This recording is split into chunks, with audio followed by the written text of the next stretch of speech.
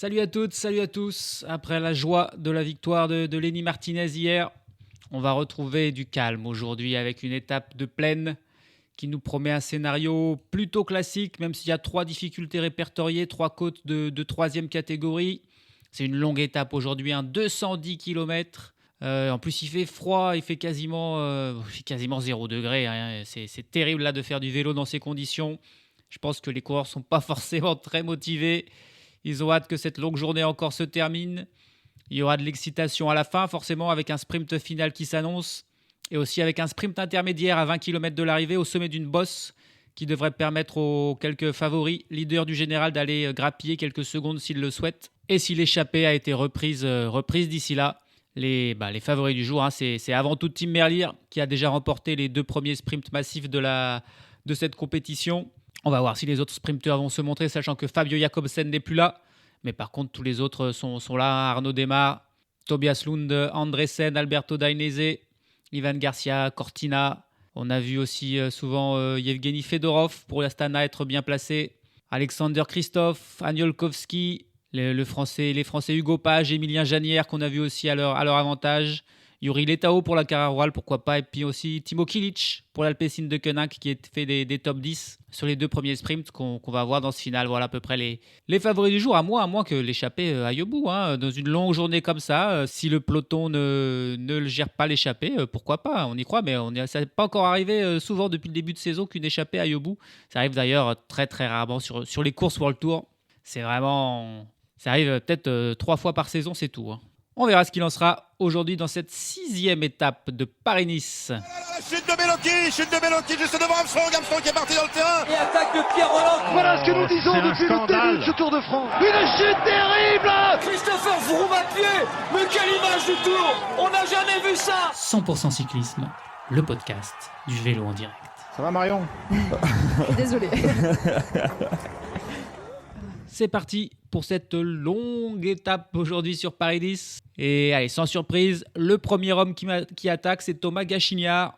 C'est peut-être le seul aujourd'hui qui a un vrai intérêt à aller devant puisqu'il a 2 points de retard sur Joao Almeida au classement de la montagne. Et donc, s'il arrive à prendre au moins 3 points, il serait le leader de ce classement et pourrait porter le maillot demain dans la première étape de haute montagne. Il est parti là à l'avant. Alors bon, s'il est tout seul, ça risque d'être un petit peu pénible. Est-ce que quelqu'un va aller le rejoindre? On a un coureur de la Groupama FDJ, c'est Rémi Cavagna. Ah voilà, ça c'est une bonne aide quand on a Rémi Cavagna avec soi, qui le rejoint immédiatement et qui prenne un petit peu d'avance sur un peloton, qui laisse partir. Pour l'instant, personne d'autre qui les rejoint. L'échappée qui... on lutte beaucoup moins pour prendre l'échappée aujourd'hui qu'hier. Ça a mis quasiment 100 km à se dessiner hier. Aujourd'hui, en à peine 5 km, c'est déjà fait. 200 km de l'arrivée et déjà 1 minute 30 d'avance pour les 2 hommes de tête, les 2 Français, Rémi Cavagna, Thomas Gachinard. Mais on a un coureur de la Cararural qui vient de sortir du peloton. Ah, c'est un peu tard. Hein. Il a 1 minute 30 de retard. C'est le Tchèque Jakub Otruba qui sort et qui va tenter de revenir sur le duo de tête. Ça va lui coûter. Faut qu'il roule là. 1 minute 30, ça va être un bel effort. Allez, il lui aura fallu une quinzaine de kilomètres, mais c'est fait pour Jakub Otruba, qui a réussi à rejoindre Rémi Cavagna et Thomas Gachinard. Ils sont donc 3 à l'avant, une échappée classique de 3, et le peloton qui laisse tranquillement filer. Ils ont désormais 2 minutes 30 d'avance, les 3 hommes de tête, 2 minutes 30 d'avance sur le peloton, qui est mené par les équipiers de Tim Merlier, par la Soudal Quick-Step forcément, qui va gérer désormais cet écart avec l'échappée de devant. Le but, c'est évidemment de les rattraper avant la fin pour aller tranquillement au sprint. On a également des coureurs de l'Alpecin de Koenig qui roulent. On fait confiance à Timo Kilic, là, le Belge, qui a fait 8e et 5e des 2 premiers sprints et qui va tenter aujourd'hui de faire mieux. Et a priori, il se sent bien puisque l'Alpecin de Koenig aide un peu les Soudal Quick-Step dans leur poursuite. Allez, on s'approche du sommet de la première difficulté du jour, la côte de Pouzillac. 1,8 km à 4,6% de moyenne. 3 points à prendre au sommet pour celui qui passe en tête. Et à mon avis, ça ne va pas se batailler là entre Gachinard, Cavagna et Otruba. On va tranquillement laisser Gachinard prendre ses 3 points et sera officiellement en tête du classement de la montagne. Et voilà, c'est chose faite. C'est logique, Gachinard qui mène le groupe et qui passe en tête devant Otruba et Cavagna. 3 points donc pour Gachiniar qui a désormais 1 point d'avance sur Joao Almeida. Il reste encore 6 points à prendre dans cette étape. Il pourrait donc accentuer son avance de 7 points s'il passe en tête des 2 prochaines difficultés. Les échappés qui ont près de 3 minutes d'avance. On est à 122 km de l'arrivée. Il prendra pas les 6 points qui restent. Thomas Gachiniar, il se relève. Il va pas au bout. C'est vrai que la prochaine étape était dans 60 km, le prochaine ascension, mais il n'a pas voulu y aller. Il se relève et il va tranquillement se faire reprendre par le peloton. Un peloton qui commençait à revenir en plus fort là. L'écart qui est repassé sous la 2 minutes, on est même plutôt autour des 1 minute 30 désormais. Et Gachiniar qui s'est relevé. C'est un peu étonnant quand même. On n'a plus que Rémi Cavagna et Yacoub Otrouba seul en tête dans l'échappée. 2 hommes au lieu de 3, forcément, ça diminue encore les possibilités pour cette échappée d'aller au bout. Gachiniar, on suppose qu'il va rejoindre le peloton et puis prendre peut-être un petit point désormais en attaquant dans le peloton au sommet des deux bosses qui restent. Mais c'est une stratégie étonnante et un peu décevante, on va pas se mentir, de la part de Gachiniar quand même. Là, il refuse des points de la montagne, il veut juste l'avoir demain. Et il se dit que de toute façon, demain, il va le perdre. Donc ça ne sert à rien d'en faire plus. Soit. On est à 100 km de l'arrivée. Et les échappés, les 2 hommes, ont 1 minute 10 d'avance sur le peloton. On va donc faire un petit focus sur l'un d'entre eux. On ne va pas faire Thomas Gachiniar puisqu'il a refusé de tout donner et d'aller au bout. Rémi Cavagna, on le connaît un petit peu, on le connaît pas mal quand même. Donc on va s'intéresser à ce Tchèque là, Yacoub Otrouba. Qui es-tu, Yacoub Otrouba ? Il a 27 ans, le coureur donc tchèque qui a rejoint cette saison la Carrera. C'est tout simplement sa première saison en seconde division. Il avait passé toute sa carrière dans des clubs de niveau continental, donc la 3e division, et notamment du côté de l'Elkhof Casper, où il était resté 5 ans. Il jouait depuis 2 ans du côté de l'ATT Investments, une équipe tchèque, et donc aujourd'hui, il vient de rejoindre la Carrera en Pro Tour, 2e division. C'est donc, il découvre un petit peu vraiment le haut niveau. Ce Paris-Nice, du coup, c'est la première course World Tour de sa carrière, tout simplement, à Yacoub Otrouba, puisque quand on est dans une équipe continentale, on n'est jamais qualifié pour les courses World Tour. Donc, vu qu'il a fait toute sa carrière CD continentale, il n'a jamais pu participer à ce genre de compétition. Donc là, il découvre le haut niveau. Pour Yacoub Otrouba qui compte quand même 2 victoires pro dans sa carrière. Une étape du Tour de Roumanie en 2022. Et puis il a été champion de République tchèque du contre-la-montre en 2023. Donc un bon rouleur. C'est un spécialiste du contre-la-montre, Yacoub Otrouba. Et avec Rémi Cavagna qui est aussi évidemment un grand spécialiste du contre-la-montre. On a là 2 bons rouleurs qui vont tenter d'aller le plus loin possible. Cette saison, il n'a encore fait aucun résultat marquant, mais bon, on va voir ce qu'il peut faire aujourd'hui. Il n'a jamais fait de grands tours, jamais fait de monuments, forcément, puisqu'il n'a jamais été dans une équipe Pro Tour avant cette saison, et encore moins World Tour. Mais voilà, un coureur qui se présente à nous. À 27 ans, il découvre enfin le vrai haut niveau, et c'était normal qu'il aille au moins une journée à l'avant. Là, avec Rémi Cavagna, il se fait plaisir, même si le temps est dur, même si la route est longue. Il apprend aujourd'hui. C'est ça le vrai métier de cycliste en compagnie des grands champions. Yacoub Otrouba. Et puis alors, une info quand même importante que je n'ai pas dit, un certain abandon d'un certain coureur. Vous le connaissez peut-être, il s'appelle Jonas Vingegaard. Et il n'a pas pris le départ. Il n'a pas pris le départ aujourd'hui. En fait, la chute d'hier était plus grave qu'on ne pensait. Il s'était fait mal au visage, il saignait de la lèvre, mais en fait, il s'est fait mal à la main aussi. Alors, il a craint une fracture. On a appris après qu'il avait dit à Jorgenson... je te laisse te débrouiller dans l'étape, moi j'ai trop mal à la main, c'est pour ça qu'il restait toujours à l'arrière du peloton et qu'il a eu du mal dans l'ascension finale. Et finalement, même si a priori il n'y a pas de fracture, c'est juste des petites contusions, il n'a pas voulu continuer. Je pense qu'il est aussi un petit peu vexé là. Ce Paris-Nice s'est pas du tout passé comme il le voulait, entre la chute, Jorgenson qui avait le maillot jaune, l'étape dans le froid qu'il n'a pas du tout apprécié. Bref, il en a eu un petit peu marre, un petit peu vexé. Et il n'a pas voulu prendre plus de risques, souffrir encore plus de froid et de sa main. Et donc, il abandonne. Et il va se concentrer sur son prochain objectif qui sera le Tour de Catalogne, a priori, qui est bientôt, dans une dizaine de jours. Donc voilà, il va se remettre de sa main. Mais donc, plus de Vingegaard, ça veut dire que Jorgenson a désormais les les coups des franches, le champ libre pour aller chercher le maillot de leader. Mais voilà, ça veut dire aussi avec Vingegaard en moins, il a plus trop d'équipiers. Les autres coureurs de la Visma, c'est pas trop des grimpeurs. Donc il y a match encore. Il y a match avec Almeida, avec Lipovic et même avec Martinez qui du coup gagne également une place au classement puisque Vingegaard s'en va. Martinez désormais 4e. Le podium est vraiment à portée de main. Mais bon, tout ça, ça nous intéressera demain pour la montagne. Aujourd'hui, c'est l'échappée avec Otruba, donc le Tchèque, et avec Rémi Cavagna à 100 km de l'arrivée. Bon, décidément, ils sont pas motivés les coureurs. J'aurais pas dû faire un focus sur Jakub Otruba puisqu'il se relève à son tour. Et pourtant, l'écart avait remonté. Ils ont 2 minutes 30 d'avance là. Alors que c'était redescendu à 1,10. L'écart qui remonte, mais Jakub Otruba, non. Non, il lâche prise. Et il va lui aussi, comme Thomas Gachignard, attendre tranquillement de se faire reprendre par le peloton. Et Rémi Cavagna, lui, il continue. Tout seul, désormais, le rouleur, le fameux TGV de Clermont-Ferrand, qui est parti là dans un long contre-la-montre, un long effort solitaire. Seul, étonnant quand même que les autres, ok, ils y croient pas, mais bon, faut quand même essayer. Forcément, c'est sûr que c'est pas en essayant pas qu'on va réussir. Là, j'ai l'impression qu'ils suivent un petit peu trop la citation d'Homer Simpson. Essayer, c'est le meilleur moyen de se planter. Non, là, c'est le vélo, faut essayer. Rémi Cavagna, il essaye, mais plus Jakub Otruba, qui va donc être tranquillement repris par le peloton. On est à 85 km de l'arrivée. Et on n'a plus que Rémi Cavagna seul en tête face à tout un peloton d'équipiers de sprinteurs derrière lui. Ça va être évidemment très, très, très, très compliqué.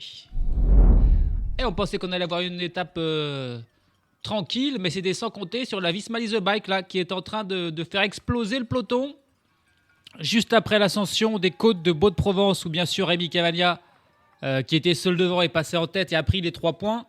Et derrière, le peloton dans la descente a accéléré sous l'impulsion de Victor Campenaerts. Et ça a cassé de partout là, à 60 km de l'arrivée.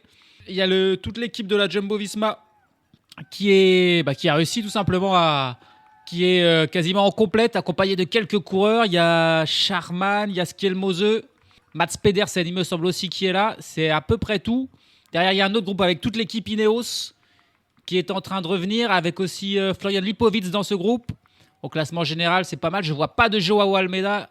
Il n'y a pas de Lenny Martinez non plus dans ces deux groupes qui se rejoignent. On a donc en gros toute l'Ineos et toute la Jumbo-Visma devant, accompagnée de Skjelmose et Pedersen, Lipovic et Charman. Et c'est tout. Ils sont 16. Ils sont 16 devant. Et ils ont de l'avance ils ont pas mal d'avance désormais. Il y a des petits groupes derrière, un autre groupe de 40 coureurs qui est derrière, où on retrouve probablement Lenny Martinez qui a déjà, les premiers écarts disent 40 secondes. 40 secondes de retard. Alors est-ce que ça va rentrer? On est encore loin de l'arrivée. Mais ça va. C'est c'est impressionnant ce qu'ils ont fait, la Visma Lease Bike. C'est pas parce que Vingegaard est parti.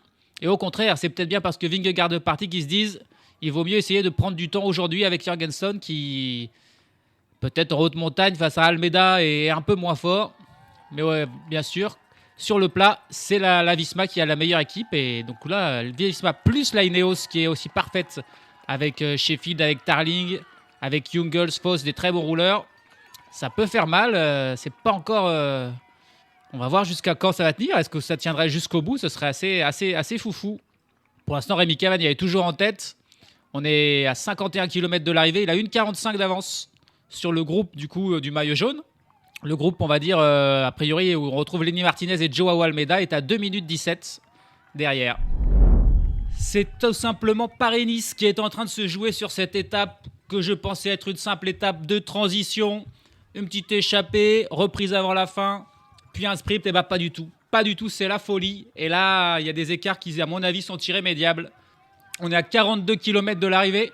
Rémi Cavagna vient d'être repris par le groupe maillot jaune avec toute l'Ineos, avec toute la Visma Lease Bike, avec Mats Pedersen et Matthias Skjelmose, et avec Florian Lipovic et Maximilian Charman. Là, c'est les gros vainqueurs du jour, parce que derrière, on a un peloton. Le peloton peut-être principal avec Joao Almeida, notamment, qui est mené par les Emirates, qui est à 1 minute 20 derrière.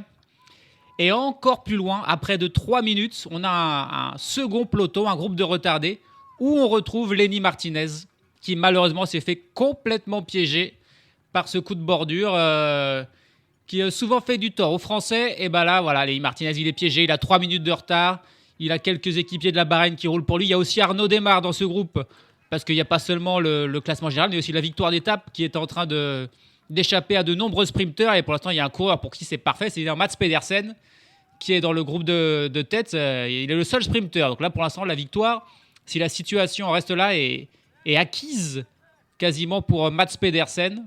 La question, c'est est-ce que le second groupe, le peloton mené par la Emirates, mais aussi la Groupama pour Guillaume Martin, et la Soudal Quick-Step qui roule également pour Tim Merlier, pour revenir sur ce groupe de tête. Mais il y a 1 minute, 1 minute, 40 km. Ça va être compliqué parce qu'en face, Ineos et la Visma, c'est tout simplement les deux équipes les meilleures rouleuses. On l'a vu sur le chrono par équipe. C'est assez ouf. C'est assez ouf. L'incroyable coup de la Visma Lease the Bike. Encore une fois, cette équipe, elle est toujours là où on l'entend pas un petit peu quand même. Hier, on comprenait pas ce que faisait Vingegaard, mais qui en fait il est tombé. Aujourd'hui, Vingegaard abandonne un petit peu en boudant. Et là, réaction immédiatement de l'équipe pour montrer qu'elle est là. Alors que Rémi Cavagna, en fait, il s'est relevé complètement puisqu'il a été repris par le premier groupe maillot jaune. Et il a attendu le peloton où il y a Guillaume Martin pour tenter de ramener Martin sur la tête de course. Ah ouais, c'était panique. C'est panique à tous les étages là. C'est panique pour les Emirates, c'est panique pour la Movistar aussi que je vois rouler dans le peloton. Panique pour les équipes de sprinteurs et énorme panique pour la Bahreïn victorieuse de Lenny Martinez qui va perdre gros. Le peloton va peut-être, je sais pas, 1 minute 10. Ils sont plus nombreux quand même dans le peloton que dans le groupe maillot jaune, mais ça peut-être rentrer. Par contre, le groupe Martinez, c'est sûr, ne reviendra pas. Là, c'est sûr. Du coup, on va faire un petit point quand même sur un favori du jour. Alors du coup, vu les conditions de course, on va faire l'unique favori qui reste en fait. C'est Mats Pedersen. Là, c'est vraiment parfait pour lui, pour le Danois de 29 ans, qui est un des coureurs les plus excitants, les plus intéressants de tout le peloton. On l'adore, Pedersen. Il a fait toute sa carrière dans l'équipe américaine de la Lidl Trek, anciennement Trek Segafredo, qu'il a rejoint en 2017. Il y est bien, il a remporté ses principaux succès. 48 au total, et notamment des succès sur les 3 grands tours. 1 étape du Giro en 2023, 3 étapes de la Vuelta en 2022 et 2 étapes du Tour de France en 2023 et 2022. Donc voilà, il a un des rares coureurs à avoir remporté une étape sur les 3 grands tours. Il a été surtout et aussi champion du monde en 2019 pour Mats Pedersen. C'était en Angleterre. Il devançait Matteo Trentin et Stefan Kung. Il a remporté aussi des classiques comme Gand-Wevelgem par 2 fois en 2020 et 2024, ou encore la B-Mersailles Classics en 2023. Voilà pour toutes ses victoires World Tour. Il a aussi remporté le maillot de meilleur sprinter de la Vuelta en 2022. Bref, un grand Mats Pedersen. Sur le Tour de France, il n'a pas remporté le maillot vert, mais il a terminé 2e de ce classement en 2023. Il a participé 5 fois au Tour de France, 3 fois au Giro et 1 fois à la Vuelta. Et étonnamment, c'est sur la Vuelta où il a remporté le plus de victoires, avec 3 victoires en une seule participation. C'est cette année-là qu'il remportait évidemment le maillot de meilleur sprinter. Il n'a pas de monument par contre à son actif, alors qu'il en a fait beaucoup. Il a participé 7 fois à Paris-Roubaix, 3 fois à Milan-San Remo, 7 fois au Tour des Flandres et 1 fois à Liège-Bastogne-Liège. Il a juste jamais fait le Tour de Lombardie. Et il a fait des bons résultats évidemment. 2e du Tour des Flandres en 2018. Encore 6e de Milan-San Remo en 2022, 3e du Tour de Flandre en 2023, 4e de Paris-Roubaix également cette année-là, 4e de Milan-San Remo l'an passé, 3e de Paris-Roubaix l'an passé. Voilà, des podiums, une 2e place, mais toujours pas de victoire sur un monument pour Mats Pedersen. C'est clairement son objectif là de ces prochaines saisons. Il lui faut un monument, au moins un monument, et il le mériterait à son palmarès. Sur Paris-Nice, il compte déjà 2 victoires d'étape, une en 2022 et une en 2023. Et là, vu la situation de course, il est a priori très bien parti pour en remporter une 3e. Alors, il reste encore 35 km, il y a du temps, il peut se passer des choses, mais plus le temps passe et plus le groupe des Visma et des Lineos gagne du terrain sur le peloton mené par tout plein d'équipes désormais. Il n'y a plus que la Emirates qui roule, il y en a plein d'autres. 1 minute 15 d'avance. On n'a même plus d'écart avec le groupe Martinez qui est loin. Et moi, je pense qu'il va perdre peut-être 5 minutes. Martinez, là, ça va être terrible. C'est les espoirs de podium qui s'envolent, peut-être même de top 10. Il aura au moins plus de liberté pour aller chercher des victoires d'étape demain et après-demain. Mais ça reste une belle déception. On ne s'attendait pas à ça dans cette étape difficile. Il fait froid, il y a de la pluie glacée. C'est vraiment des conditions terribles. Et la Visma Lease a Bike en a profité de très très belle manière. Le groupe qui arrive au sprint intermédiaire pour aller chercher des bonifs, évidemment. On a des coureurs du général, on a Jorgenson, Lipovic et Skelmos qui vont probablement se disputer ces petites secondes. On est à 19 km de l'arrivée et c'est Jorgenson qui attaque et qui va passer en première position. Ouais, ça s'est battu sans s'être trop battu non plus. Hein. C'est Jorgenson qui passe en tête et il devance les autres coureurs. Hein. Lipovic prend la 3e place. C'est Skelmose qui s'est mis en 2e position, il me semble, et qui prend 4 secondes. Ils ont 1 minute et 20 secondes d'avance sur le groupe de Joao Almeida. C'est impressionnant. Ça ne reviendra pas. Hein. Ça ne reviendra pas. La victoire d'étape, elle va être là dans ce groupe. Il va y avoir des gros écarts au classement général. Pedersen, il y a quand même 2 adversaires. Je dirais pour Mats Pedersen, c'est Axel Zingle, le sprinter français de la Visma Lease a Bike, qui est bien là, forcément, le coureur de la Visma. Et qui a une bonne pointe de vitesse, qui est un vrai sprinter. Et puis il y a un seul coureur qui ne participe pas dans les relais, c'est Maximilian Charman, le coureur de la Soudal Quick-Step, puisqu'il a Tim Merlier derrière et qui se dit que il va quand même pas rouler. Et comme ça sera un sprint bizarre avec un tout petit groupe, il pourrait peut-être essayer un coup Maximilian Charman. C'est un peu le seul avec Zingle à pouvoir empêcher Pedersen de s'imposer aujourd'hui. Et il y a aussi quand même Samuel Watson pour Ineos. C'est vrai que j'ai oublié, on a toute l'équipe Ineos qui est là. Timen Arensman qui va faire un grand coup aussi au classement général. Et pour les victoires d'étape, Samuel Watson, c'est un très bon sprinter. Il n'y a pas Ben Swift par contre pour l'épauler. C'est le seul coureur d'Ineos qui n'est pas là. Ben Swift qu'on a vu à l'avant les jours précédents. Et là, il n'est pas là. Donc Samuel Watson, il devra se débrouiller tout seul. Mais c'est un autre potentiel adversaire pour Mats Pedersen. Et l'écart qui augmente entre le groupe de tête et le peloton de Joao Almeida et de Tim Merlier. 1 minute 40 désormais alors qu'on vient de passer la ligne des 10 km. Ils vont assommer Paris-Nice, la Visma Lease a Bike. Ils n'ont vraiment plus que Lipovic et Skelmose comme adversaire pour Jorgenson et c'est tout. Timen Arensman également à la limite et voilà. Là, c'est 4 hommes. Il est fort probable que ce soit les 4 premiers du classement général à la fin de ce Paris-Nice.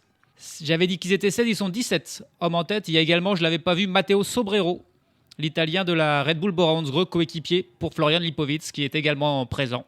Voilà, 17 hommes en tête. Et derrière, le peloton de poursuite qui commence même à exploser. Il y a des petits groupes qui se font. Ils donnent tout, mais ils perdent du temps malgré tout. Et alors, en plus, ça commence à se désorganiser. Les équipes de sprinteurs qui ont compris que ça ne reviendrait pas, qui du coup vont arrêtent de rouler. Ça ne sert à rien. La victoire, elle est devant. Et du coup, il n'y a plus que les équipes de leaders. On voit l'Astana quand même pas mal rouler, qui du coup sont à l'avant. J'ai l'impression qu'en plus Almeida, la Emirates, elle n'est pas dans ce premier groupe du peloton qui s'est détaché. C'est une étape terrible. Il pleut des cordes et pourtant on est dans le sud. On est à l'étang de Berre, mais il pleut. C'est assez terrible. Il y a du vent évidemment, puisqu'il y a des coups de bordure, donc du coup des bonnes rafales à 40 km/h, de la pluie glacée. Il fait 5 degrés, le ressenti à mon avis c'est -5. C'est catastrophique pour Martinez. On a le premier écart là. 6 minutes et 15 secondes de retard pour Lenny Martinez sur le groupe de maillot jaune de Matteo Jorgenson. Là, c'est même plus que le top 10 qui s'envole. C'est catastrophique. Paris-Nice n'est pas terminé, mais il y aura des étapes à aller chercher pour Martinez, mais là, pas de classement général. Il aura appris qu'il faudrait être bien placé dans les étapes comme ça, même de transition, s'il y a du vent. Et s'il y a la Visma Lease a Bike qui est un petit peu la spécialiste de ça, on peut se faire piéger. On en voit souvent des bordures, mais en général, ça se regroupe toujours au bout d'un moment. Surtout si le groupe de tête est pas... Ils étaient une quinzaine, donc c'était quand même pas beaucoup. Ils étaient même que 8 au début. Il n'y avait que la Visma Lease a Bike. Il y avait le groupe Ineos qui était aussi une 8aine derrière, qui a réussi à revenir. Et donc, ils se sont joints. Et ils ont réussi cette fois-ci à aller au bout. C'est pas souvent, mais ça arrive. Mais quand ça arrive, ça fait des dégâts énormes.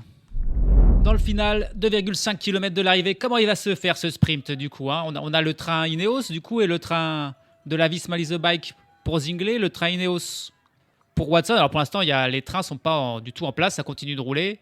On a Pedersen qui va se débrouiller tout seul. Je ne pense pas que Skelmos va venir l'aider, il va arriver tranquillement. On a Charman en électron libre, est-ce qu'il va tenter quelque chose? Ça va être un sprint évidemment un petit peu différent, d'autant plus que c'est un final un peu technique, hein. Il y a des virages, c'est pas une grande ligne droite comme il y a 3 jours. On passe sous la flamme rouge. Et ben voilà, Charman, fallait qu'il le tente. Il était le seul un petit peu à avoir essayé d'éviter un sprint. Mais il y a Ineos qui roule. Ineos qui prend le relais. Et son attaque, il s'est un petit peu trop retourné pour voir ce qui se passait. Et du coup, ça a permis à Ineos de s'organiser pour revenir sur Charman. Ça marchera pas. C'était maintenant. Pour Charman, là, je crois que ça va être trop tard. Pedersen qui se remet bien placé pour ce virage. Axel Zingle dans la roue de Mats Pedersen. Charman qui est toujours en tête. Pedersen en deuxième position. Watson dans la roue de Pedersen et Zingle dans la roue de Watson. Bon, bah là, on a les trois là. Et on a Charman qui, il n'a pas lâché son effort, il continue, on ne sait pas trop pourquoi. Et c'est finalement Pedersen qui lance. Il a Watson dans sa roue. Zingle en troisième position. Est-ce qu'ils vont réussir à dépasser Mats Pedersen? Non, ça va être trop fort, Mats Pedersen. Ah, et c'est Watson quand même qui revient. Mais c'est bien Pedersen. C'est Pedersen qui s'impose, il était le favori, c'était logique. Et il y a Joshua Tarling qui est revenu de très loin avec toute sa puissance et qui va prendre la deuxième place en fait. C'est même pas Samuel Watson, il n'a pas pu dépasser Zingle, Watson. Zingle vient faire troisième et Watson quatrième. Joshua Tarling qui est parti de derrière et qui est un petit peu comme on voit Filippo Ganna aussi, hein, le spécialiste du contre-la-montre. Il est parfois très bon sur les sprints, et Tarling c'est pareil. Mais il n'a pas pu dépasser Mats Pedersen qui logiquement s'impose. Et quelle étape. Maintenant on va voir les dégâts. On va voir les prochains groupes qui arrivent au classement général. Il y a tous les sprinteurs qui se sont fait avoir bien sûr et qui n'ont pas pu lutter, mais c'est surtout le classement général qui nous intéresse désormais. Allez, on revoit le sprint là au ralenti avec Pedersen qui mène. C'est Tarling qui était dans sa roue en fait, c'était pas Watson, hein. Et Tarling qui a failli le dépasser sur le final. Mais il garde une demi-roue d'avance Pedersen. Et derrière, je me demande si Samuel Watson n'a pas lui aussi sauté Zingle sur la roue. On va revoir ça ici. Il était mal placé Watson au départ en fait, hein. Il avait un petit écart avec Zingle au moment où Pedersen lance. Il doit revenir d'un vélo. Mais bien lancé, il va peut-être le doubler. Derrière Tarling, avec son gabarit énorme qui tente de déborder. Mais non, il reste une roue derrière. Et aussi Watson qui vient prendre la troisième place et doubler Zingle. 2 et 3 pour Ineos, mais la victoire logique pour Pedersen. Voyons donc voir les dégâts donnés au classement général, au classement de l'étape. Donc la victoire de Mats Pedersen, 49e victoire de sa carrière. La 3e sur Paris-Nice. La 3e également de la saison, puisqu'il avait remporté une étape et le classement général du Tour de la Provence en février. Donc avec cette victoire sur Paris-Nice, c'est sa 3e de la saison. Il devance les deux Britanniques de Ineos Grenadier, Joshua Tarling et Samuel Watson. Axel Zingle 4e, Matteo Sobrero 5e. Suivent Magnus Sheffield, Matthias Skjelmose, Matteo Jorgensen, Maximilian Charman et Timen Arensman. Florian Lipovitz et Tobias Foss terminent également dans le même temps. Derrière, on a quelques coureurs de la Visma qui se sont fait lâcher dans le final. Puis on a un groupe à 1 minute 54. C'est là où on retrouve notamment le duo de Astana, Harold Terrada et Clément Champoussin. On y retrouve Pablo Castrillo, Michael Storer, mais aussi Joao Almeida et Brandon McNulty. Il y a encore les Français Aurélien Paré-Peintre et Guillaume Martin. Tous ces coureurs qui perdent donc 2 minutes. Mais il y a pire, il y a Ben O'Connor qui perd 3 minutes et 1 seconde. Il est dans un troisième groupe.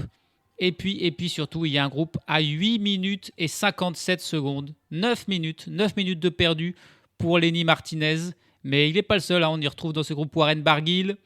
On retrouve aussi Jack Haig, Ivan Romeo, l'Espagnol. Il y a aussi Julien Alaphilippe qui était dans ce groupe-là. Jonathan Narvaez. Ou encore Félix Gall qui perd aussi 9 minutes et toute ambition au classement général. Et puis voilà, il y a un coureur qui a fini tout seul, dernier. Ils ont tous fini, hein. Il n'y a pas eu d'abandon à part Vingegaard qui n'est pas parti. Tout le monde a fini.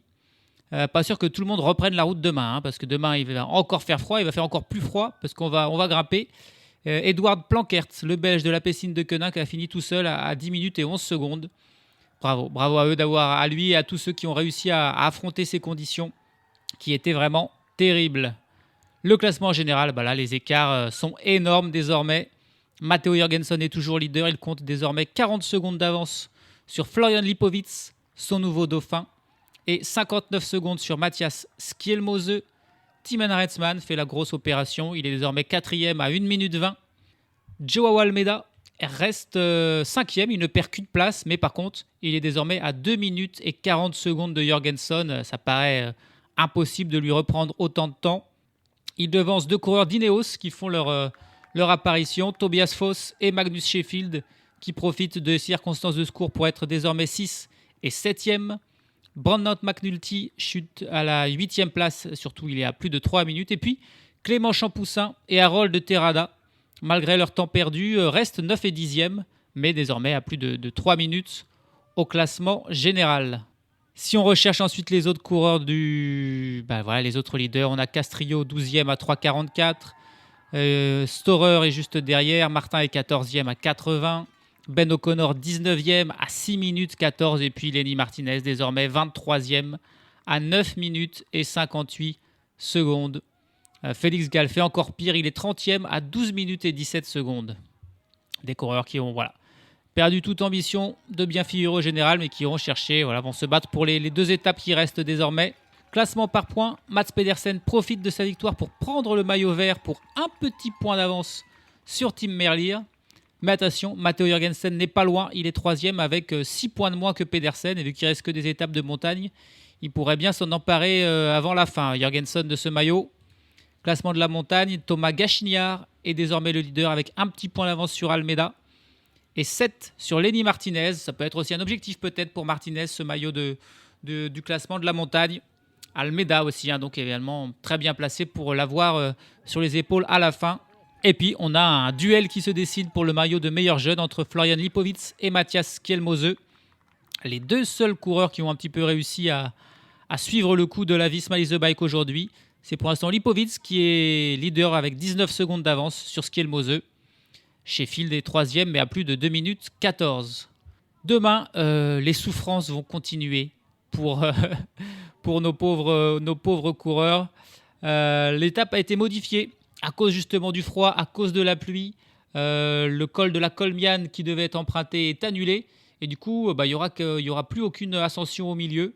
Ça va être une étape raccourcie, elle fera que 110 km.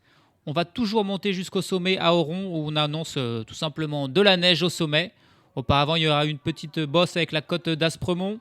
Mais sinon, ça va plutôt être une longue course de côte jusqu'au sommet à Oron. C'est 7,3 km à 7%.